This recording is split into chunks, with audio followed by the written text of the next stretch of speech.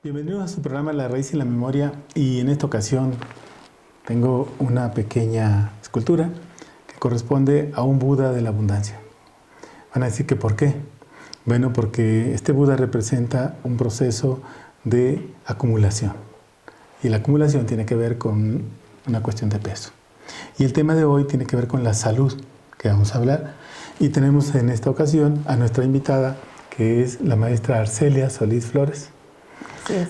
Y ella es psicóloga de formación, tiene una maestría en Historia de México, Así es, tiene un doctorado en estudios interdisciplinarios del cuerpo, tiene un libro publicado sobre la obesidad la construcción. y la construcción de la obesidad, da clases en la universidad desde hace 30 años, Así es. en la FES Iztacala, y tiene la práctica privada, digamos, de servicio, y da terapia, ¿no? Bienvenida al programa, Arcelia, ¿no? Muchas gracias, maestro. Es un gusto que estés aquí. Al que estés contrario, aquí es con un honor que nosotros. nos invite. Ya habíamos platicado en algún momento de que era importante hablar de este tema, que es justamente la salud emocional de las personas. Y tú tienes una buena lectura sobre eso, que a mí me parece que nos las puedes compartir, para hablar de este tema, de cómo es que alguien se estructura, ¿no? Se construye, se arma.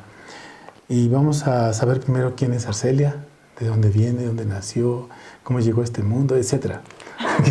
¿No? Bueno, ¿Quién es Arcelia?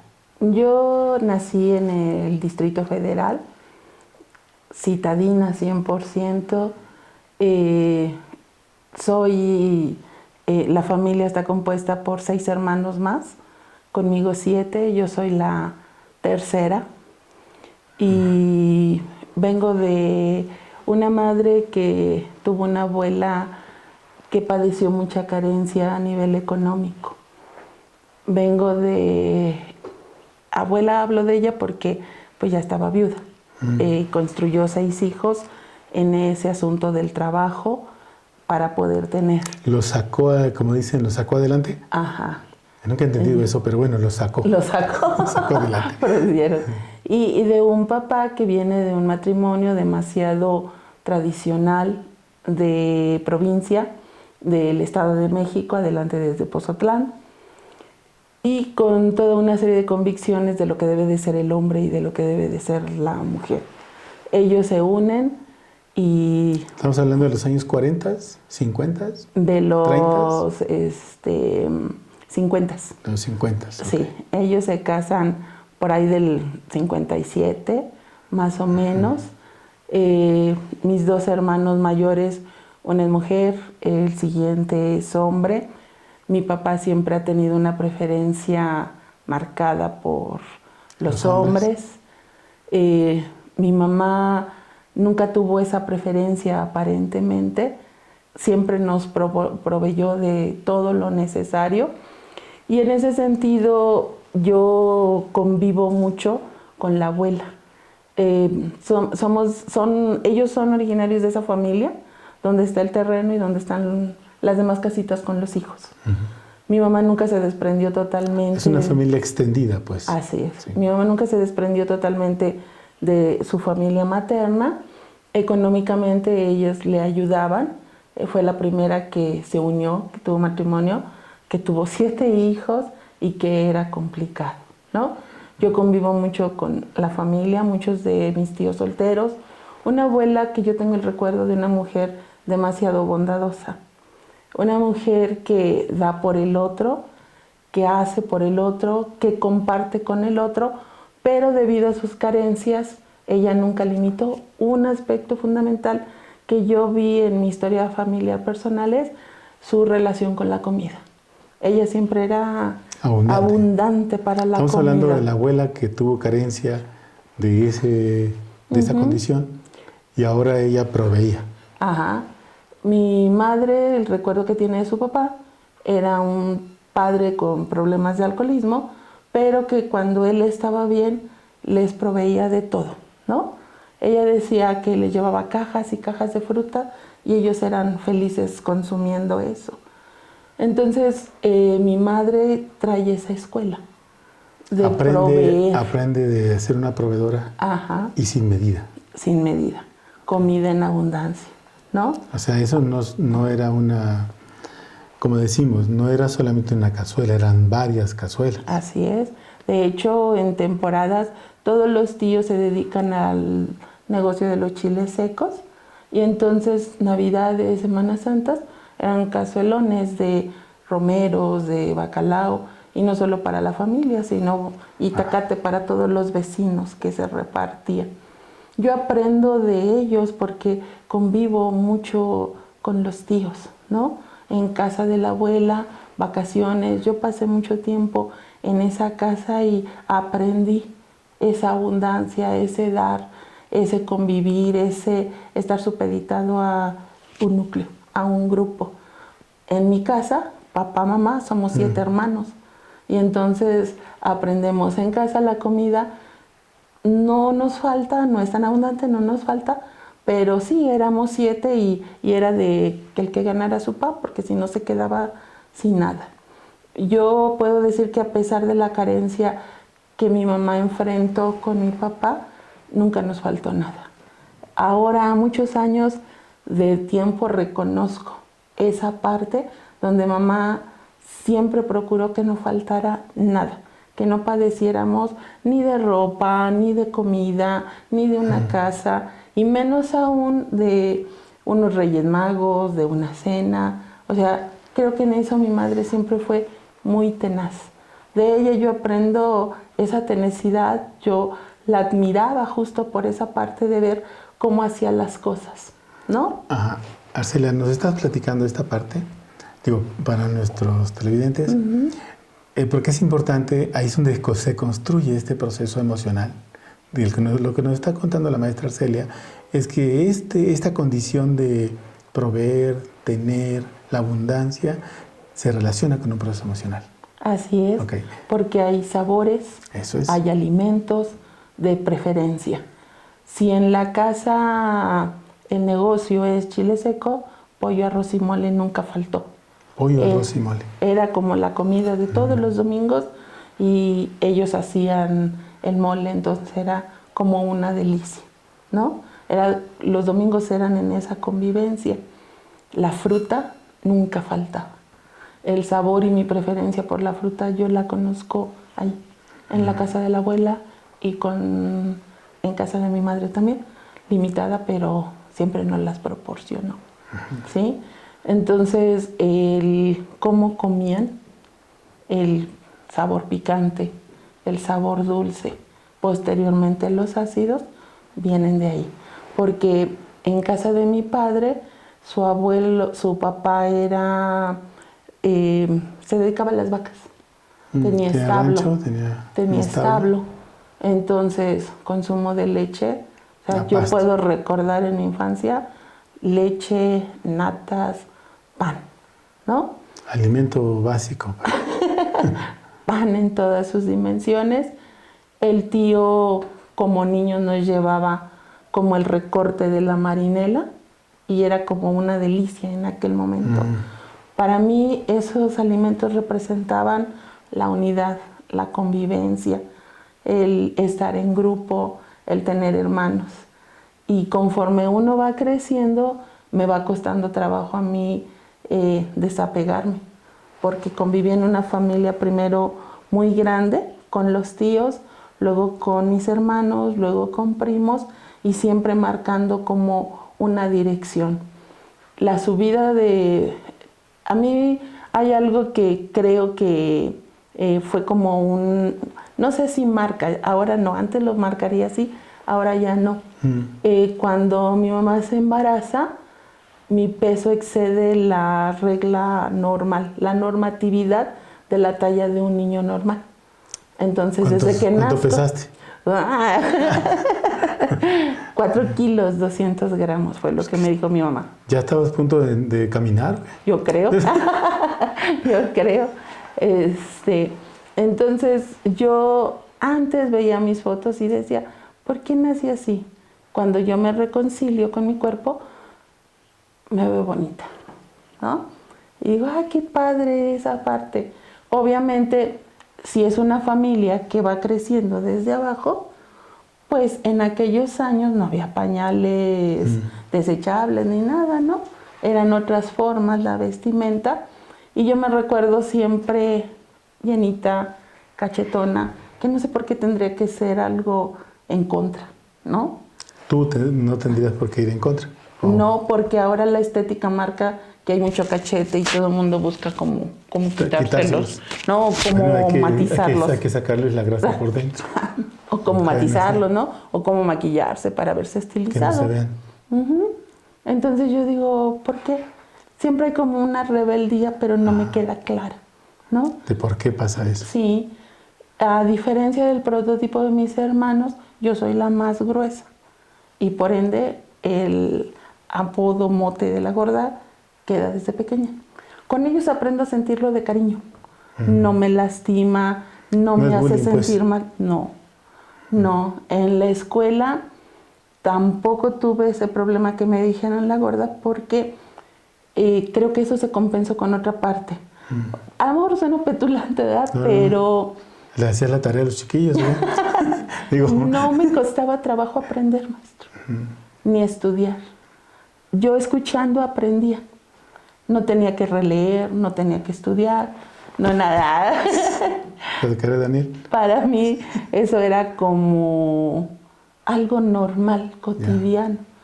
Entonces, esforzarme en tener un 10 no me costaba trabajo. Estudiabas media hora antes. Pero ni siquiera eso, maestro. Nunca tuve necesidad. Yo me recuerdo toda mi etapa de infancia y no tenía necesidad de eso. Y creo que en el desarrollo, como soy la tercera hija, mi mamá se dedica a la primera a que sea como la excepción, que saque 10, todo. El hombre es como con el que van más. Y ya uno viene siendo como el jamón del sándwich. Ya no te pelaron. Pues hay que salga. A ver qué da. Sí, hasta donde llega. Y nunca me costó trabajo cursar, ¿no? Creo que siempre fui como tímida. Sí tenía relaciones, pero que yo recuerde que me hayan hecho ese bullying por mi peso de más en ese momento, no. Mis hermanos sí. A ellos sí. Ellos sí, ¿no? Pero ellos fuera también no. Estaban... Ellos todos fueron delgados. Y ahora que yo veo la historia familiar, por el tipo de alimentación que teníamos, fuimos subiendo de peso.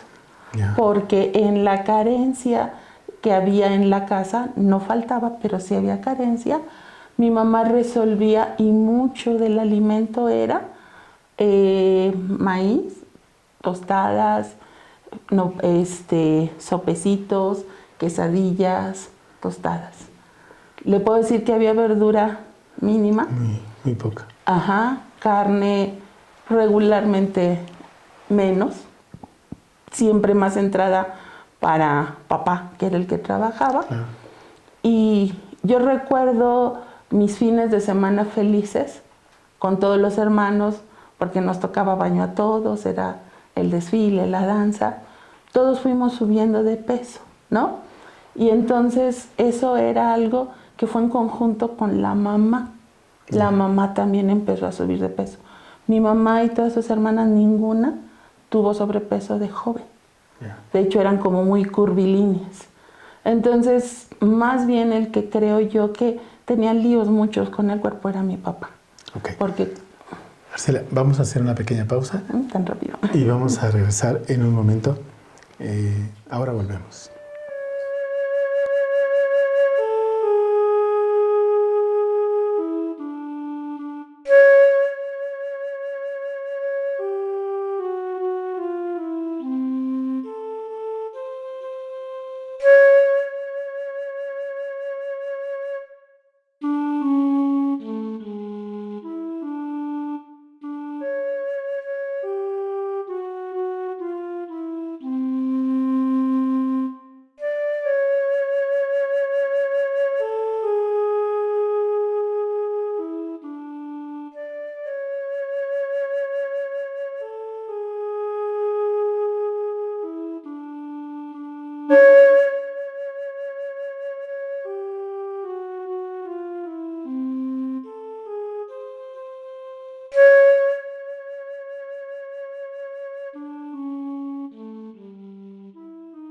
Estamos de regreso en su programa La Raíz y la Memoria con nuestra invitada, la maestra Arcelia Lourdes Solís Flores.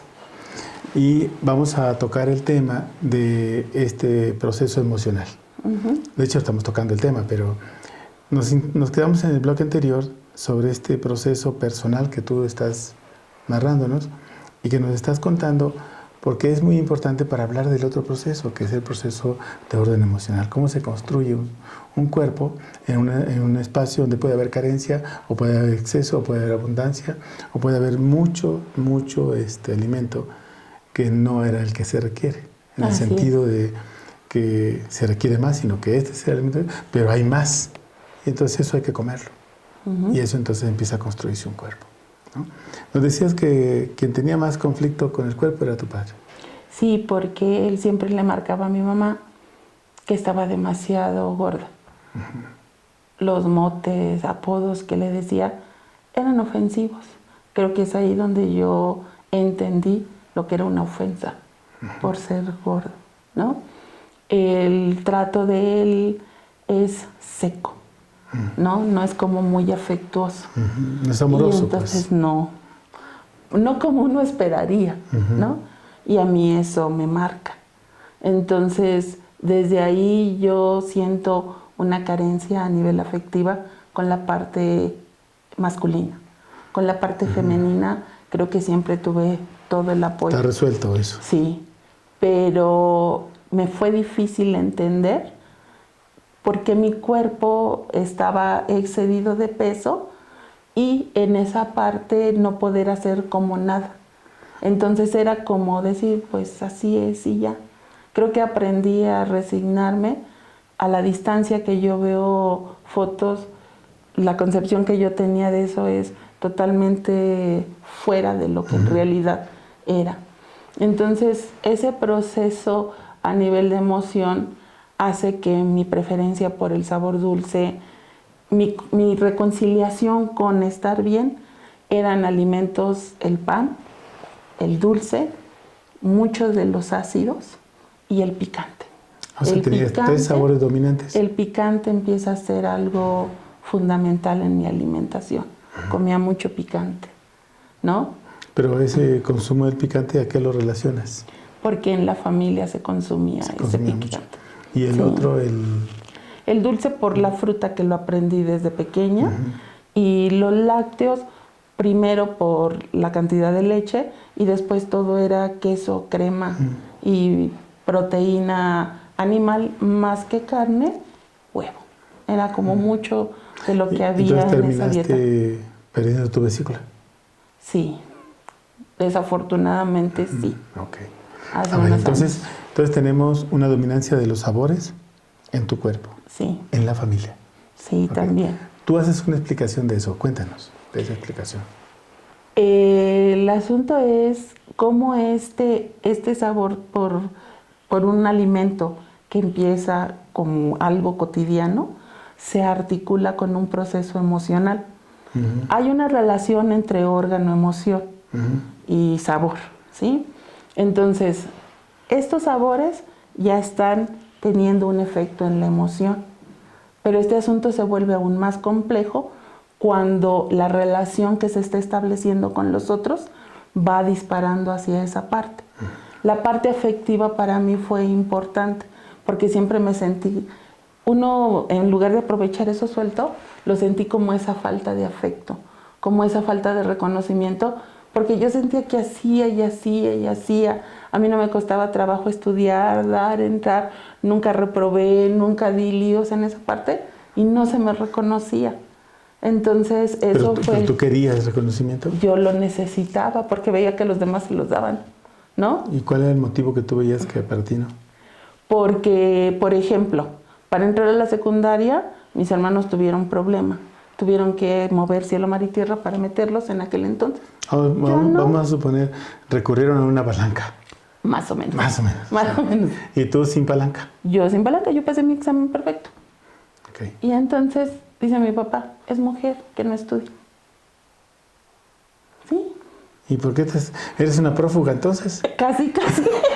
De allí creo que nace mi rebeldía por hacer muchas cosas. Ajá.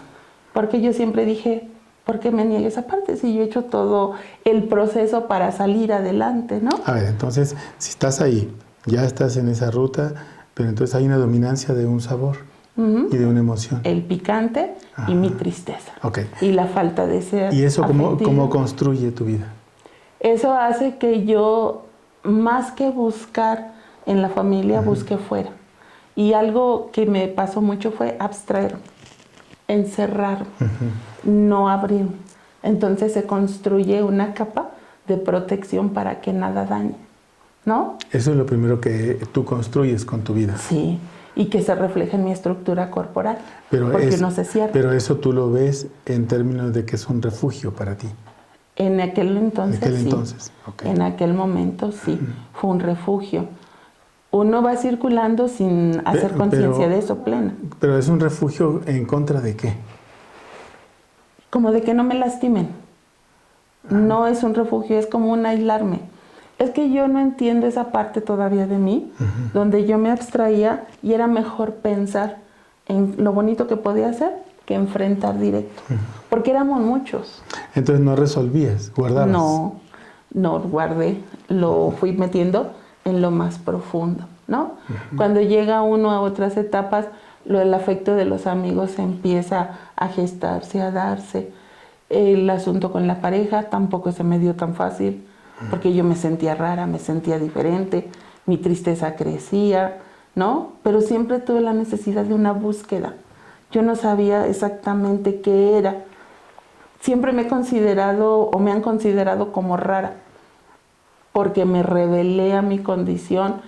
Algo que debo de agradecer es que trabajé desde temprana edad con los tíos y eso me ayudó a tener seguridad. Ahí yo redescubro, ahora que lo puedo ver, cómo es que accioné sin pensar, aprendí, salí adelante, hice lo que quise hacer porque lo hice en ese momento, ¿no? Una sociedad o una cultura que marca que el que papá no dé, que haga esto, alimenta un resentimiento, que creo que durante mucho tiempo lo tuve y que a la distancia con el trabajo personal me doy cuenta que lejos de resentir, agradezco haber aprendido a trabajar, agradezco haber perdido miedos, agradezco aprender a haber sido responsable, porque todo lo que tengo hoy es gracias a ese proceso que hice. Una madre que sembró esa necesidad o esa hambre de hacer cosas, de concretizarlas. Un papá que antes no veía y que ahora sé que tiene disciplina y que de acuerdo a cómo él lo concibe, me quiere. ¿No? No, acepta el que te quiere, digo. Es que ese también es un impedimento, ¿no? A ver, entonces estamos en el proceso donde tú tienes un descubrimiento de tu emoción, tu sabor y tu órgano. Ajá. Entonces, si es tristeza, era el picante. Y si es el picante y la tristeza, es tu pulmón. Sí. Y se convirtió en tu coco, en tu vida. Sí, y justamente creo que lo llevé hasta el extremo de una somatización. Porque a los 22, 23 años yo desarrollé asma. Un problema asmático, ¿no? Okay. Entonces, a ver, estamos con estos sabores, esta emoción, estos órganos y una enfermedad. Okay. Cuando tú dices hay un proceso de construcción que tiene que ver con la emoción y un proceso de construcción corporal, aquí creo que lo podemos visualizar un poquito mejor. Pero hacia afuera, ¿cómo lo ve la otra persona, las otras personas? ¿Cómo lo ven? ¿Cómo lo podrían ver para que tú les digas, así se ve? Pues es que yo creo que tendrían que primero identificar, hacer conciencia de que la emoción está ahí presente y no negarla, porque todo el mundo niega la emoción. Sí. Nadie se quiere sentir triste. A ver, vamos a aceptar primero que la emoción está dentro de uno. No fuera. No fuera. Entonces, si está en uno, ¿qué tengo que hacer yo? ¿Reconocerla? Pues primero saber que está ahí y reconocerla, porque lo que no reconozco no existe. Sí. Entonces, si no lo puedo significar, no existe como tal. Entonces, cuando uno identifica, no se trata únicamente de trabajar, de llorar, de expresarla. Va a mucha más profundidad, porque esa emoción está articulada con un órgano y ese órgano tiene una función. Mis pulmones inhalan y exhalan, ¿no? Si yo dejo que la tristeza haya crecido, entonces lo que hago es empezar a cambiar ese funcionamiento del pulmón, a alterarlo. Y entonces, si mi pulmón tiene una función de inhalar lo nuevo para sacar lo viejo, y yo no puedo trascender lo viejo, se va a empezar ahí a armar algo, ¿sí? Y entonces, si esa tristeza prevalece, va a tener un efecto. Si el cuerpo funciona armónicamente y cooperativamente, ese pulmón no es ajeno a un hígado, a un vaso, a un corazón, a unos riñones. Y entonces, esa forma de no resolver, de quedarse estancado, de no darse cuenta cómo estoy afectando, va a hacer que los demás órganos entren, ¿sí? Y entonces no puedo lograr, no puedo tener, me enojo. Y entonces ya entra un segundo órgano, una emoción. Una segunda emoción también. El enojo. Y que también está alimentada por el sabor de preferencia ácido en mi alimentación, ¿no? El ácido. Sí. El coraje da tenacidad, da fuerza. Pero a veces uno, eso en lugar de emplearlo como tenacidad. Necesitas una tenacidad en armonía.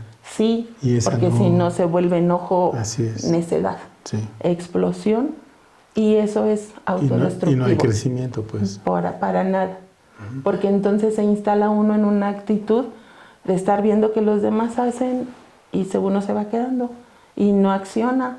Cuando lo más sensato sería decir, pues lo hago y ya, ¿no? Podría dar el brinco, pero no. Hay actitudes, una actitud.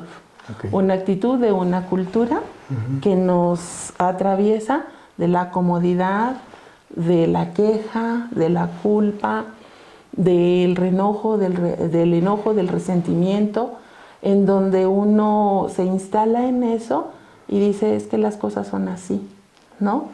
Y uno va haciendo, pero de acuerdo a lo que no la lastima. Se va alejando, va añejando, va dejando cosas sin resolver, y entonces en lugar de accionar, esa comodidad está instalada. Yo descubro esa comodidad en mi cuerpo y no me gusta, pero también está bien profunda. Pero es una comodidad que tú alcanzas a ver que la has construido. Sí. Y la has construido con estas emociones, con estas dos emociones. Sí. Con la ira y la tristeza. Y la tristeza, que sería lo ácido y lo picoso. Lo picoso, sí. Okay. ¿Y eso dónde te lleva? ¿A la comprensión de ti y de los otros? En términos de cómo se construyen los demás. Sí, porque en esta parte del proceso a veces es como mucho más fácil o más sencillo dejar de hacer, enojarme, ¿no? Como un refugio. Decir, estoy triste y no se puede, ¿no? Y empieza uno a conmiserarse. No, es que la vida no ha sido grata conmigo, es que yo no he tenido suerte. Entonces, esa queja constante... Pero esa queja tú no la tienes, tú no la tuviste. Sí, claro. Ah, también la tuviste. Claro. Arcelia, ¿alguna ocasión? Eres muy moderna, ¿no? Pareciera. Tienes la cultura de la queja, que es una cultura que apenas hace un tiempo está permeando a la sociedad. Sí. ¿No?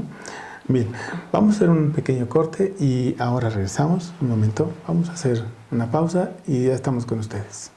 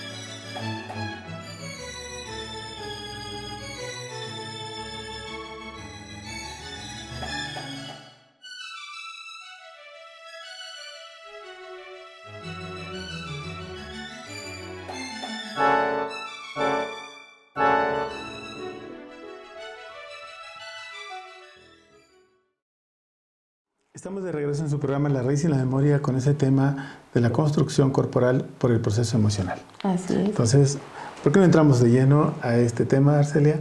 Y nos cuentas cómo es que tú lo has explicado y lo has visto este proceso. Ok.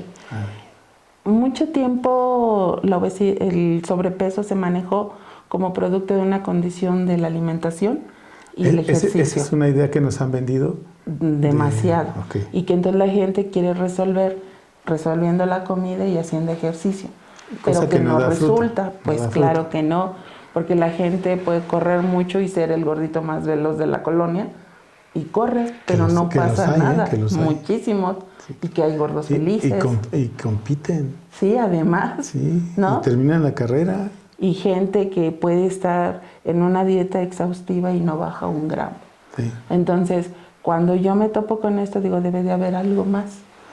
Entro al proceso, yo siento que en ese momento, por mi propia experiencia, sé que hay una emoción que está ahí.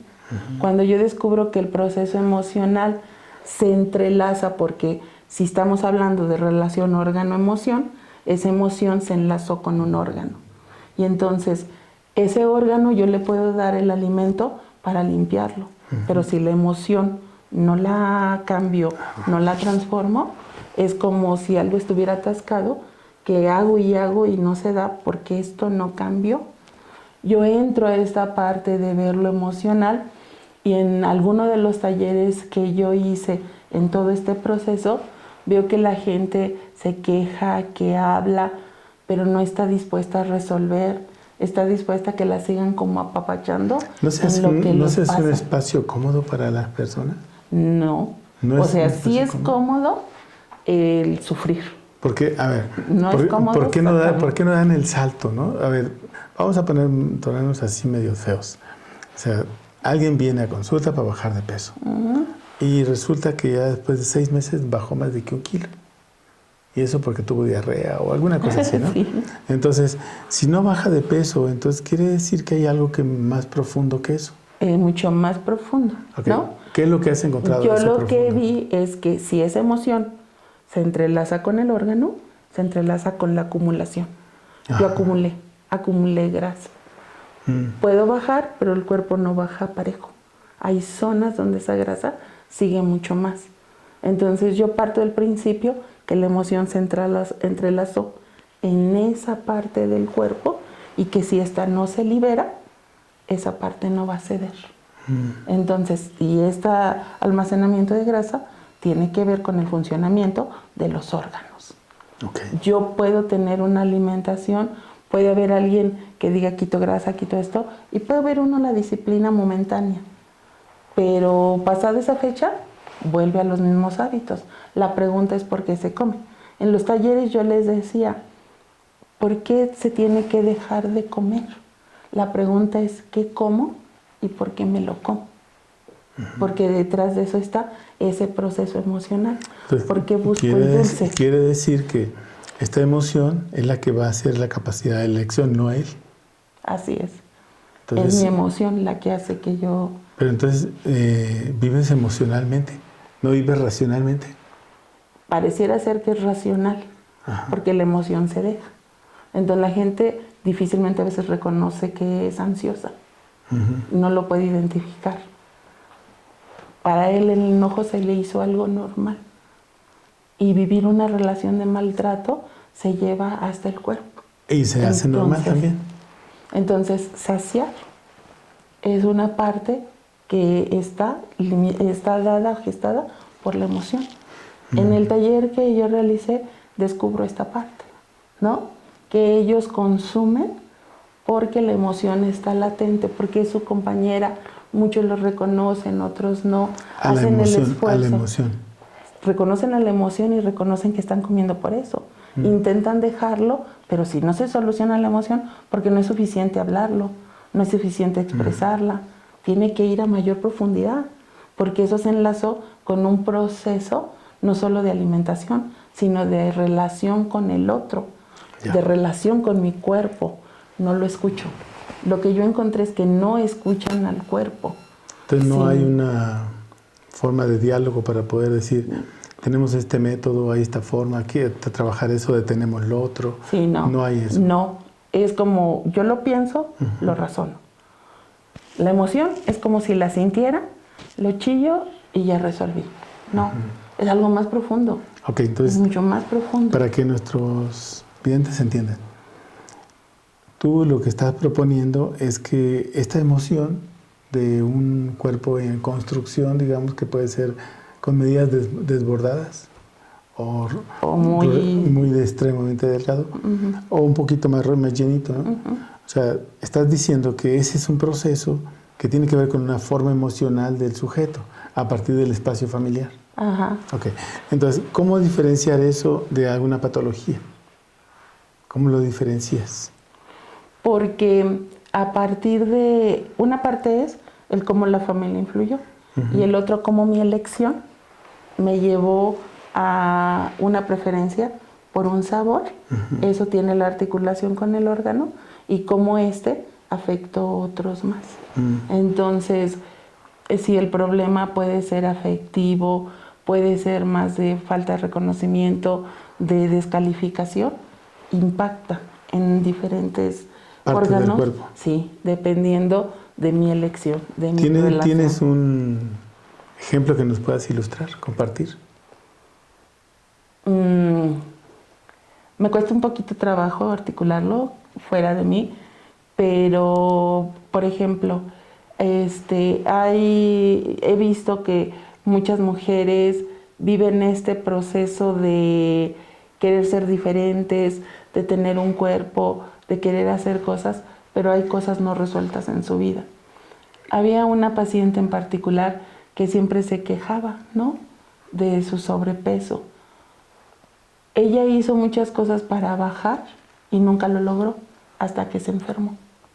¿Y por una enfermedad tenía problemas en el estómago, gastritis y una colitis. Entonces llega el momento que el médico le dice, solo debe de comer esto, ¿sí? Y baja de peso. Y baja de peso. Pero ese es producto de una enfermedad. Ese es producto de una enfermedad. No es de un trabajo disciplinado que dijo, me voy a disciplinar, no voy a comer, no esto ni lo otro. Es que es difícil encontrar eso, maestro. La mayoría de gente está preocupada de una salud desde fuera, no desde dentro. No desde adentro. Bueno, es que la racionalidad te invita a eso, ¿no? Ajá. Entonces, mucha gente dice, voy a bajar de peso o quiero estar bien por salud, pero en realidad no es así. Muy en el fondo está la parte estética, las cosas que se quieren lograr, desde tener un compañero, una pareja, su sexualidad, infinidad de cosas, ¿no? O sea, hay un proceso donde no empata con lo que pareciera ser que es una condición de vida que podría ser, sino que él construye, elabora otras posibilidades. Y eso entonces tiene un efecto corporal.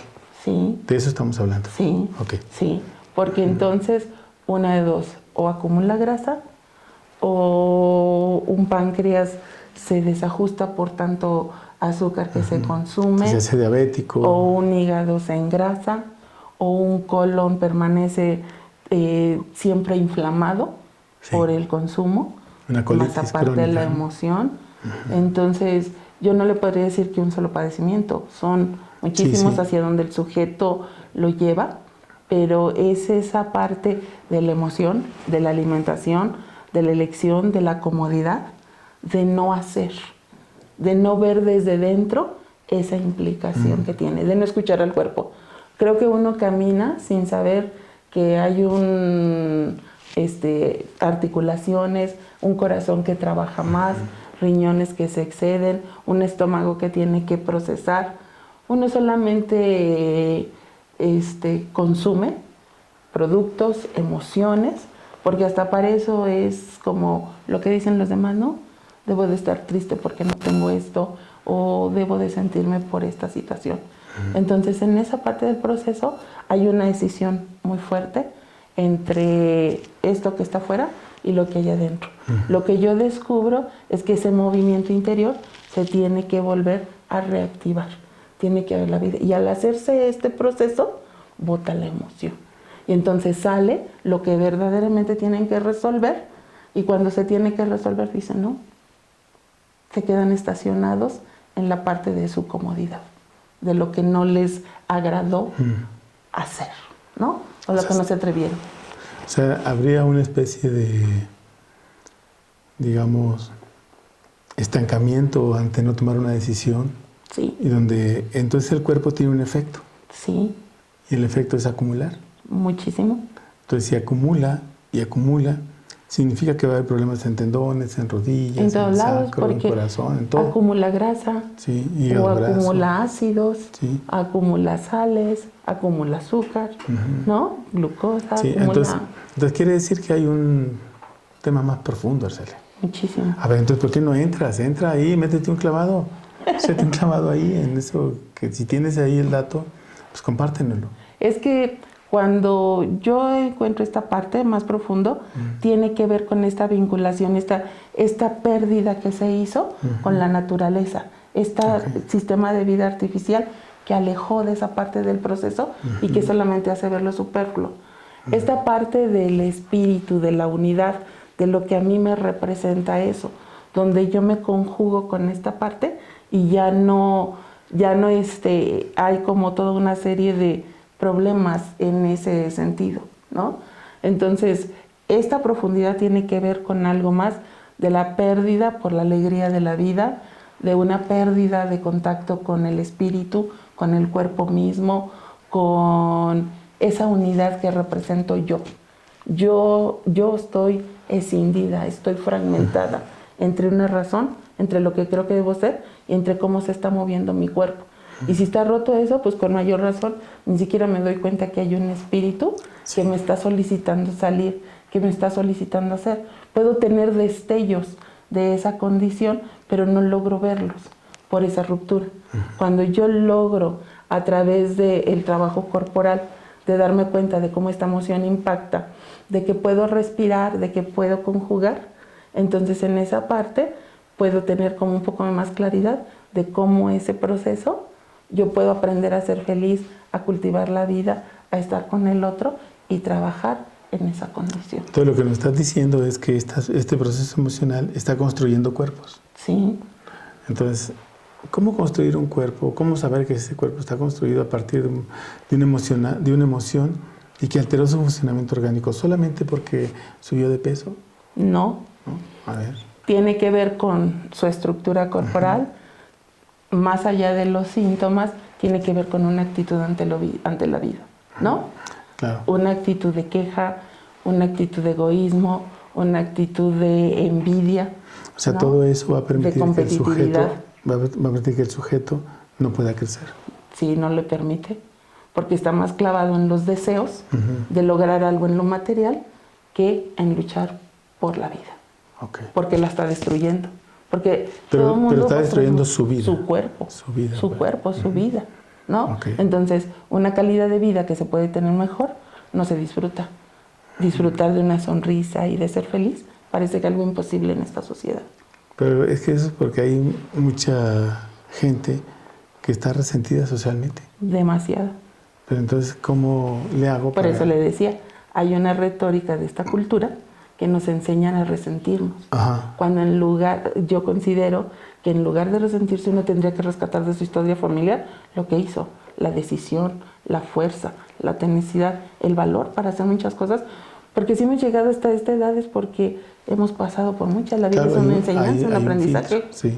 ¿No? Muy bien, vamos a hacer una pequeña pausa y ahora regresamos, ¿vale? Un momento, regresamos.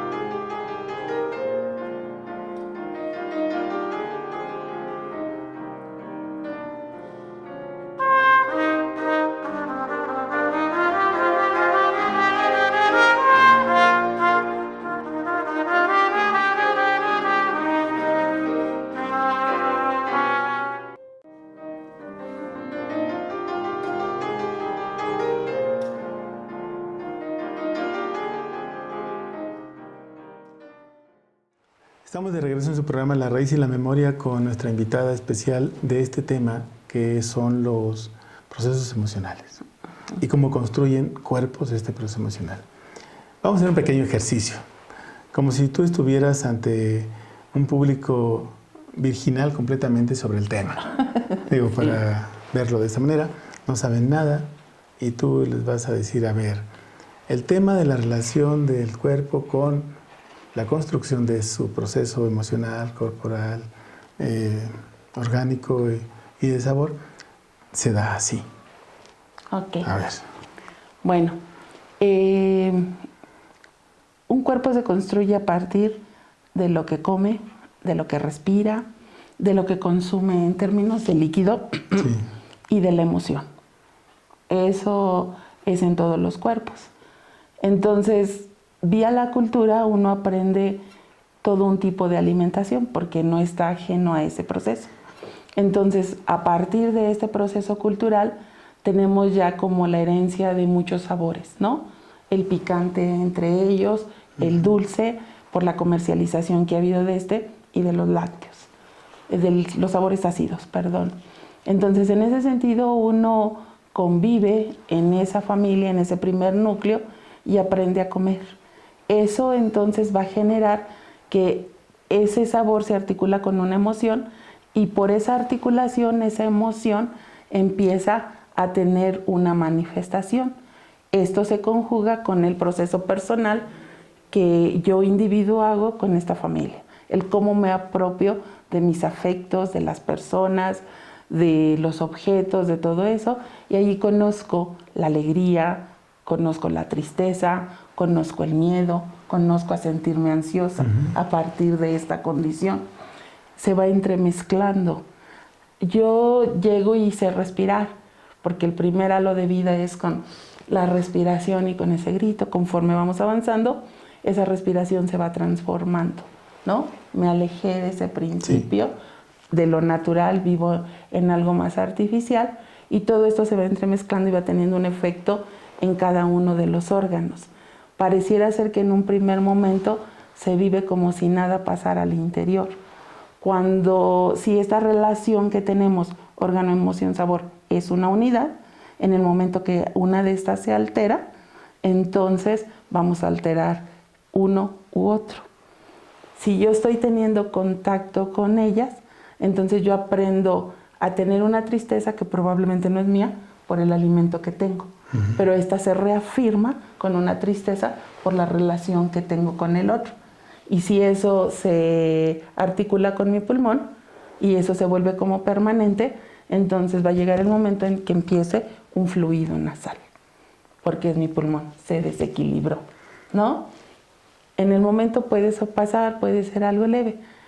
Si esto se vuelve una constante en la vida, la tristeza, la ansiedad, el enojo, por lo que puedo o no puedo lograr por el alimento, entonces los órganos van teniendo un movimiento diferente. Tienen que autorregularse porque hay un principio al interior, la vida. Y ellos funcionan a partir de tener esa vida. Entonces tienen que autorregular. Ese mecanismo que ellos hacen para seguir funcionando es lo que hace que un órgano somatice. Y entonces empieza el proceso de construcción de un padecimiento o de un estado emocional o de una actitud ante la vida, ante estas formas que tenemos y que se va concretizando en cada uno de acuerdo a su elección.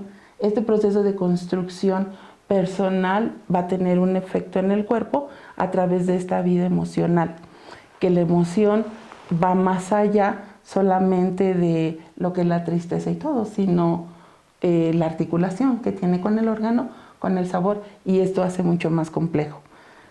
Empieza este proceso como de ruptura entre lo que yo quiero, lo que debo y lo que hago, porque una cosa es lo que yo me articulo con la vida, lo que yo descubro jugando con la tierra, y una mamá que me dice, con la tierra no, es sucia, entre lo que debo y lo que quiero. Entonces, ese proceso de apropiación que se va haciendo al interior es lo que va haciendo que los órganos se muevan, que se construya un padecimiento o una estructura corporal, actitud, a partir de esa vida emocional que está presente. A ver, entonces quiere decir que la vida emocional de la familia, cuando el sujeto se apropia de ella y no lo resuelve, no lo deja fluir, se va a convertir en un sujeto que está sometido por este proceso emocional para construir un cuerpo que quizás no es lo que él quiere, sino que es una construcción del proceso emocional que vive al interior de su familia. Así es. ¿Estamos así? Así es. Ok. Entonces, si es así, quiere decir que entonces deberíamos de pensar en qué mecanismos para resolver eso. Porque hay un aumento de la población con ese tipo de problema. Entonces, o mejor dicho, ¿tú qué has visto por ahí? ¿Qué es lo que se puede hacer? Entre los pacientes, la población que llega con problemáticas de orden emocional es toda. 100%. Toda. Con problemas de sobrepeso, muchísimo. Oficialmente las cantidades van al alza y ni todas las campañas garantizan que se detenga. Así es. Va en aumento y hay predicciones que va todavía peor, ¿no? Entonces, creo que tenemos que hacer algo en esa condición. Y eso es regresar nuevamente al cuerpo para poder ver cómo se construyó. Trabajar con el cuerpo es ir a la historia de vida, cuáles fueron como las emociones dominantes que hubo ahí, a qué órganos pegaron, cómo fue construyéndose ese padecimiento, para poder ver cómo se construyó, regresar, desconstruir, reconstruir y resignificar. O sea, esto lo hace el trabajo corporal. Entonces tendríamos que hacer esto. Hay un proceso emocional, hacemos trabajo corporal, Sí. Regresamos a esta condición, digamos, primigenia del conflicto, y el sujeto tendría que ir construyendo una nueva posibilidad corporal. Sí, porque si no se hace eso, los vicios o lo que está en lo más profundo del cuerpo, que es una cultura, va a brotar. Yo puedo contenerme a lo mejor 6 meses de comer azúcar y ya me la creo. Y al octavo le entro. Va otra vez. O sea, volvemos al mismo momento del anterior. Sí. Entonces, Arcelia, ¿cómo entender este proceso nosotros los mundanos desde afuera? Digo, aquí está Daniel, ¿no? Está por ahí Saraí. Y entonces, ¿cómo entender este proceso de que alguien se construyó emocionalmente un cuerpo? Porque eso es lo que nos estás diciendo. Entonces, ¿cómo lo detengo? ¿Qué hago? ¿Qué tengo que hacer yo para poderlo...? Vamos a poner, nadie quiere ir a terapia de esos pacientes. No quieren ir, pero quieren cambiar. ¿Qué tendrían que hacer? Aparte de atreverse a hacerlo. O sea, porque es un primer paso. Sí. Y el siguiente paso es, a ver, ¿qué? Reconocer que he construido un cuerpo que no está conforme ni a gusto con lo que tiene. Y que no te da ese gusto de disfrutarlo. No puedo disfrutar la vida porque siempre hay un pero, ¿sí? No puedo sonreír porque siempre hay ese pero, ¿no? Si voy a la obesidad, me cuido el cachete. No puedo disfrutarlo. Y yo creo que eso daña mucho. No, más pues allá de acaba eso. Con el sujeto. Totalmente. Pero entonces, ¿qué opciones hay? Pues empezar a hacer una propuesta de trabajo, que fue algo que hace algunos años la doctora Norma Durán me dijo, tienes que hacer una propuesta de trabajo. Esa propuesta la hice en el transcurso del doctorado, la trabajé en los talleres, la he seguido trabajando con otro trabajo corporal que estoy haciendo y que he ido implementando poco a poco para darle forma, ¿sí? Me parece que tiene que ver con el asunto de impartir los talleres, hacer como más publicidad de esto, no en términos como lo hace la mercadotecnia, no, sino en términos de esa preocupación por la salud que empieza desde la propia y se va haciendo extensiva a quienes quieren compartir esa parte. ¿Qué hacer los que nos están escuchando? Pues viendo. Yo creo que, viendo y escuchando, acercarse al trabajo corporal. No desdeño lo demás, porque todo ha tenido como sus aportes, o su momento. No lo niego, pero lo que yo he descubierto es que solo yendo a la profundidad del cuerpo, en el cómo ese órgano se afectó, en la correlación con el otro, la emoción, cómo mi comodidad se instaló y cómo tengo que quitar esa retórica del cuerpo, ese descolonizarme, solamente podría ser comer sin tener que estar viendo esto, sino dándole gusto a mi órgano, lo que me hace bien, ¿no? Puedo comer tortillas sin lío y sin decir, te va a engordar, ya llevas tantas tortillas, ¿no? es un producto que le hace bien a mi cuerpo. Porque lo que nos estás diciendo o nos estás sugiriendo es como un sujeto entonces entra a ese proceso de una condición de cuidado. Pero es un alto nivel de conciencia. Implicaría. O sea, pero implica, para llegar a eso, entonces primero tengo que ver qué construí, qué hice con este cuerpo y reconocerlo. Para que porque también tiene aciertos, ¿no? brote, sí. Tiene algunos aciertos. Para que brote realmente esa conciencia de decir, lo voy a hacer por salud, quiero vivir, quiero disfrutar, quiero ser feliz. No me voy a estar preocupando si se me sale la llanta, si esto, si mi cuerpo tiene cierta forma, ¿no? El cuerpo tiene que ir reconstruyéndose por todo el descuido que se tuvo de él. ¿A dónde va a llegar? No lo sé. Pero porque entonces, tampoco es un prototipo. Pero entonces tenemos un descuido que viene de una condición del Estado. Sí. Y tenemos un descuido que viene de la condición del individuo. Que se conjuga. Y tenemos una tercera condición que tiene que ver dónde se construyó el sujeto, lo que tú nos narraste de tu vida. Entonces, dónde se construye el sujeto, que es una familia extendida. Pero esa memoria, ¿cómo la cambio? Pues cuesta trabajo, pero yo creo que lo primero es entender que a veces el mayor daño es en la familia.